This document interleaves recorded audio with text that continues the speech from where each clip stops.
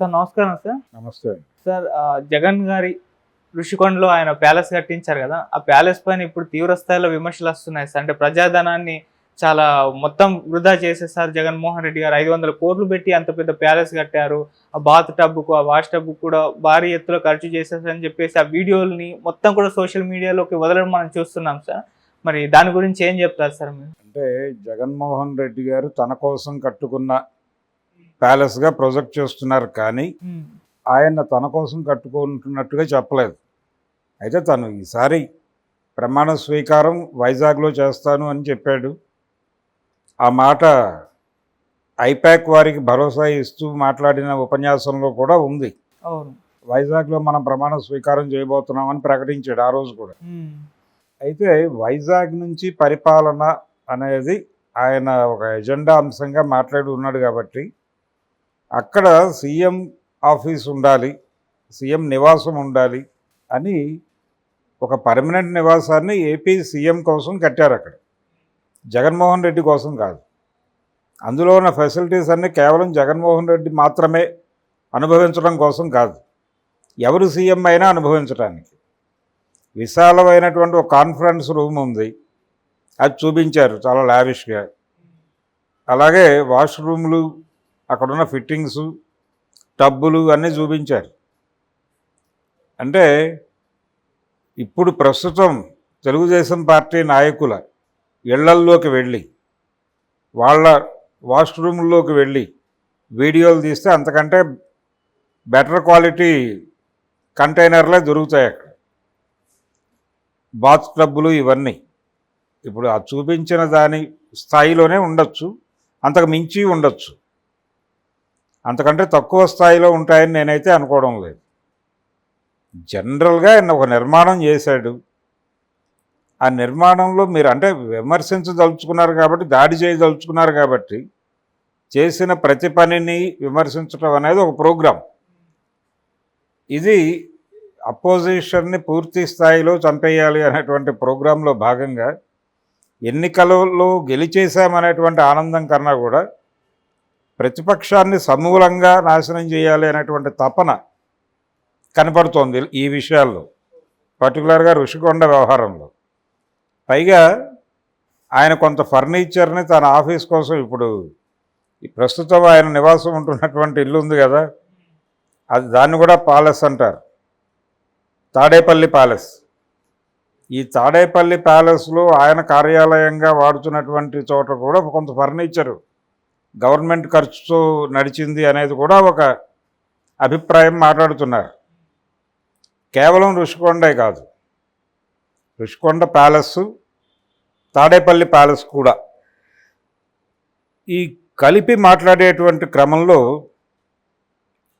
YS Jaganmohan Reddy ప్రభుత్వం కోడెల శివప్రసాద్ మీద ఏ చట్టాన్ని వాడిందో అదే చట్టాన్ని మేము వాడతామని మాట్లాడుతున్నారు. అంటే ఇది కక్ష సాధింపు చర్యే. కక్ష సాధింపు చర్యలో భాగంగానే ఈ ప్యాలెస్ మీద, అంటే ప్యాలెస్ అని వాళ్ళు చెప్తున్నారు, ఆయన సీఎం క్యాంప్ ఆఫీస్ అన్నాడు. CM camp office YS Rajasekhara Reddy టైంలో అప్పటి వరకు సీఎంకి ప్రత్యేకంగా ప్రభుత్వం వైపు నుంచి ఒక ఆఫీస్ లేదు, ఒక నివాస గృహం లేదు. మొదటిసారిగా వైఎస్ రాజశేఖర రెడ్డి ఇప్పుడు మనం బేగంపేటలో చూస్తున్నటువంటి సీఎం క్యాంప్ ఆఫీస్ అని చెప్పుకుంటున్నటువంటి నిర్మాణం రాజశేఖర రెడ్డి టైంలో జరిగింది. అప్పుడు కూడా విమర్శించారు, ఏదో తన కోసం కట్టుకుంటున్నాడు అని. అప్పుడు కూడా ఇలాంటి కథనాలు వచ్చినాయి, దానిలో ఇలా ఉంటుందట అలా ఉంటుందట అని. యాజ్ ఇట్ ఈజ్గా అదే కథనం ఇప్పుడు పట్టుకొచ్చి ఇక్కడ పేర్లు మార్చి, అదేదో కోట శ్రీనివాసరావు అన్నట్టు నేమ్స్ చేంజ్డ్ స్టోరీ సేమ్ అని అదే కథని పట్టుకొచ్చి పేర్లు మార్చి ఇక్కడ వాడుతున్నారు. తాడేపల్లి ఆయన సొంత పేరుతో కొనుక్కోలేదు, అక్కడ స్థలం లేదు. వీళ్ళు తరచూ మాట్లాడారు. నిన్న రఘురామకృష్ణరాజు ఒక ఛానల్లో జరిపినటువంటి ఇంటర్వ్యూలో చాలా ఎక్కువసార్లు భారతి గారి పేరు పట్టుకొచ్చాడు. ఆవిడ కోసం కట్టాడు, ఇది తాజ్మహల్ అని పోల్చాడు. షాజహాన్ తాజ్మహల్ నిర్మించాడు. షాజహాన్ ఆ రోజున తాజ్మహల్ ఎలా నిర్మించాడో తన ప్రేయసి కోసం, ముంతాజ్ కోసం, అలాగే ఇక్కడ భారతి గారి కోసం ఈ నిర్మాణం జరిగిందని మాట్లాడాడు ఆయన. ఏం హక్కు ఉందని మాట్లాడతాడు ఆయన? అది ప్రభుత్వ స్థలంలో ప్రభుత్వ నిర్మాణం ఆ రేంజ్లో ఉండాలని ఆయన కోరుకున్నాడు. మరీ ఇంత అక్కర్లేదు అని చెప్పచ్చు, తప్పులేదు. అసలు అది రెడిక్యూల్ చేస్తూ జోకులు వేయటం, దానిలోకి వాళ్ళ కుటుంబ సభ్యుల్ని లాక్కొచ్చి వాళ్ళని కట్టేసి దానిలో మాట్లాడటం అనేది ఇది డెఫినెట్గా కక్ష సాధింపు చర్య. జగన్మోహన్ రెడ్డిని రోజు విమర్శించకపోతే రోజు గడవదు అనే పరిస్థితి. ఆ ఎజెండాలో మాట్లాడుతున్నారు వీళ్ళందరూ.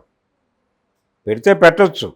ఆ రోజున కోడెల శివప్రసాద్ని ఒక రకంగా రెడిక్యూల్ చేశారు వైసీపీ వాళ్ళు. ఆయన స్పీకర్గా ఫర్నిచర్ కొంత ఇంటికి వెళ్ళింది, ఆ ఫర్నిచర్కి లెక్కలు చెప్పలేదు అనేది ఎలిగేషన్. ఆ రోజున వీళ్ళు దాడి ఉధృతం చేశారు, ట్రోల్ చేశారు ఆయన్ని వైసీపీ వాళ్ళు. అయితే అదే సమయంలో ఆయనకి ఇంటికి సంబంధించిన సమస్యలు ఏవో ఉన్నాయి, కుటుంబ సమస్యలు ఉన్నాయి ఆయనకి. ఒకవైపు అవి పరిష్కరించుకునే టైంలో ఇక్కడి నుంచి దాడి మొదలైంది. ఈ దాడిని పార్టీ పట్టించుకోవాలి. కోడెల శివప్రసాద్ పర్సనల్ అఫైర్ లాగానే తెలుగుదేశం కూడా చూసింది. తెలుగుదేశం దూరంగా జరిగింది. దాంతో లోన్లీనెస్ ఫీల్ అయ్యి ఆత్మహత్య చేసుకున్నాడు ఆయన. ఒంటరితనానికి గురై కోడెల శివప్రసాద్ ఆత్మహత్య చేసుకున్నాడు. దానికి కొంత దోహదపడింది వైఎస్ఆర్సీపీ నుంచి జరిగినటువంటి ట్రోలింగ్. సో ఆయన ఆత్మహత్య వెనకాల వైసీపీకి ఎంత పాత్ర ఉందో టీడీపీకి కూడా అంతే పాత్ర ఉంది. దాన్ని ముందు అంగీకరించాలి వాళ్ళు. ఇప్పుడు కూడా కోడెల మీద ఏ సెక్షన్స్ పెట్టారో అవే సెక్షన్స్ జగన్ మీద పెట్టండి అని మాట్లాడుతున్నారు టీడీపీ నాయకులు. పెట్టండి, తప్పే ఉంది దానిలో. ఇప్పుడు ఆయనేమీ అంటే వీళ్ళ ఉద్దేశం ఏంటి? ఈ మధ్య అయ్యన్న పాత్రుడి వీడియో ఒకటి బయటకు వచ్చింది.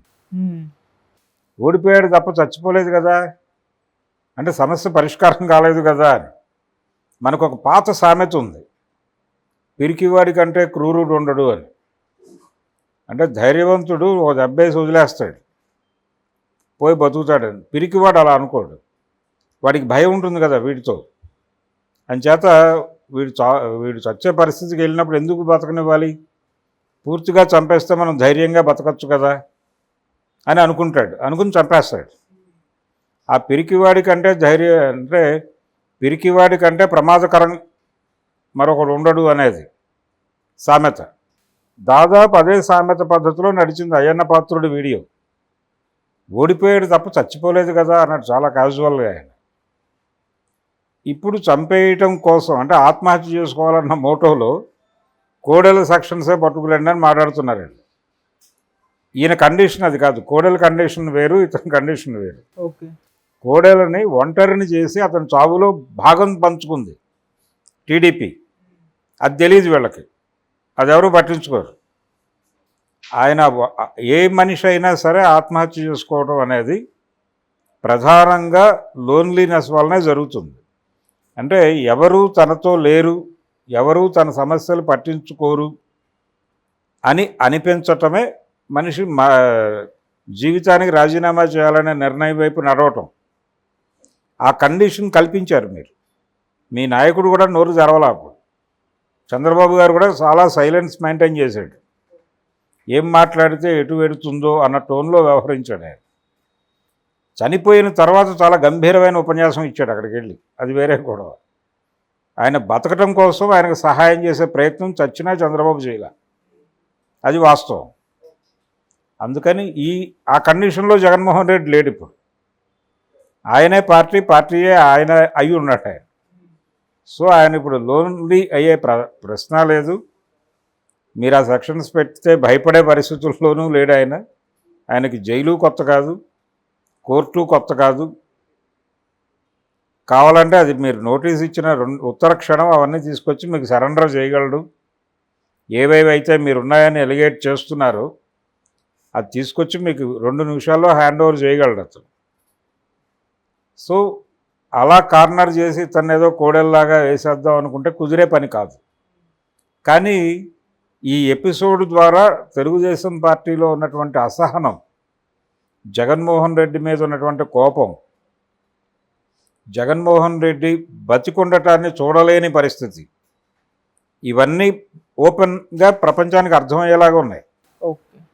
ఇలా ప్రపంచం ముందు నగ్నంగా నిలబడటం వలన ప్రమాదాలు ఉంటాయని గమనించాలి. జనం దీని గురించి ఆలోచించడం మొదలు పెడితే నెమ్మదిగా టర్న్ మొదలవుతుంది. ఆ టర్న్ వైపు వాళ్ళు వెళ్లకుండా చూసుకోవటం వీళ్ళ బాధ్యత. అందుకని కక్ష సాధింపు రాజకీయాలు చేయటం మా సంస్కృతి కాదు అని పవన్ కళ్యాణ్ మాట్లాడినా, చంద్రబాబు మాట్లాడినా అది ఆచరణాత్మకంగా జరగకపోతే మాత్రం ప్రజలు వీళ్ళ మాటలని పట్టించుకోవడం మానేస్తారు నెమ్మదిగా. అది గుర్తుంచుకొని మసులుకోవాలి. అది ఋషికొండ ఇంటి గురించి వివాదం అయినప్పటికీ, లేకపోతే తాడేపల్లి ప్యాలెస్లో ఉన్నటువంటి కార్యాలయానికి సంబంధించిన ఎపిసోడ్ కానీ కొంత సంయమనంతో మాట్లాడాల్సినటువంటి అవసరం ఉంది. దాన్ని తెలుగుదేశం పార్టీ నాయకులు, కేడరు కూడా గుర్తించాల్సిన అవసరం ఉంది. Okay sir, thank you so much. Thank you.